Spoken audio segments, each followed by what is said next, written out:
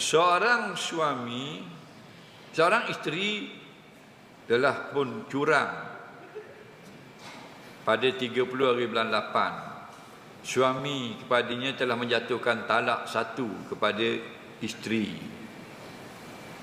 Kata, kalau you berzina lagi sempena ketiadaan saya, baru-baru ini jatuhlah talak 1. Dalam keadaan demikian, jatuh tak talak.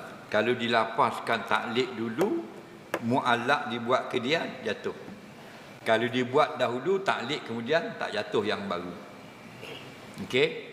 Kemarin isteri dia pergi ke Kuala Berang, rumah Mak Long, yang suami dia tak suka.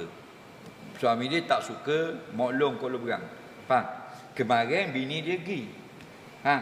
Hari ni laki dia taklid. Kalau pergi pula rumah Mak Long Kuala Berang, jatuh talak. Hak kemarin kira? Dah. Faham?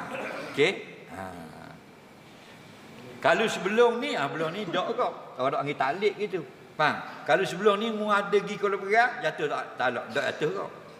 Dia taklid ni ialah ada peluang bagi orang yang dihadapkan taklid untuk memilih buat atau tidak. Oh, panggil taklid.